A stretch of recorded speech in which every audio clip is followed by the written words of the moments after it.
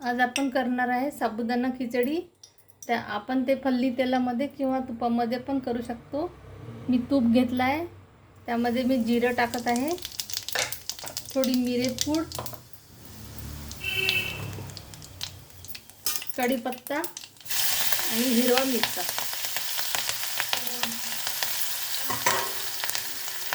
हे चांगलं तडतडल्यानंतर आपण बटाटा टाकू।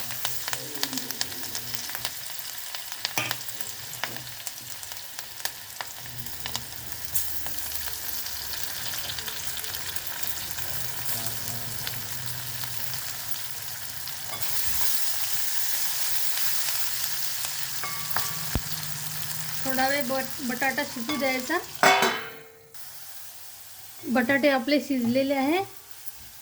आता आपण घालूया साबुदाणा। साबुदाणा चांगला भिजलेला आहे, रात्रीच भिजत घातला होता।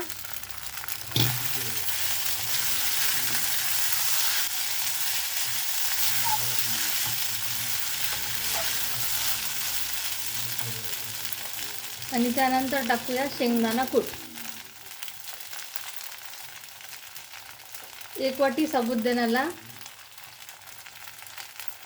पाऊण वाटी शेंगदाणा कूट।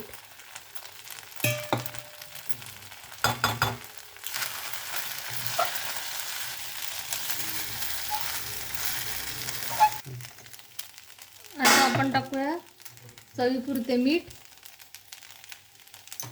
आणि चिमूटभर साखर।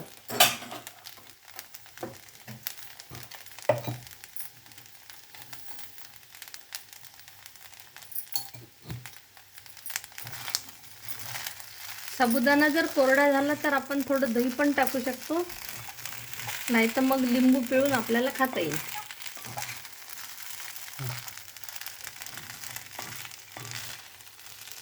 आता याला एक झाकण ठेवून एक वाफ येऊ द्यायची, 1-2 मिनिट, नंतर आपलं उसळ तयार। 2 मिनिट झाले। आता मी गॅस बंद करते। याला चांगली वाफ आली आहे आणि आपलं उसळ आता तयार झालं आहे। रात्री साबुदाणा भिजत घातल्यामुळे हे छान नरम झालं आहे। सकाळी उसळ करायचं असलं तर रात्रीच साबुदाणा भिजत घालायचा। म्हातारे माणसंसुद्धा आरामात खाऊ शकतात।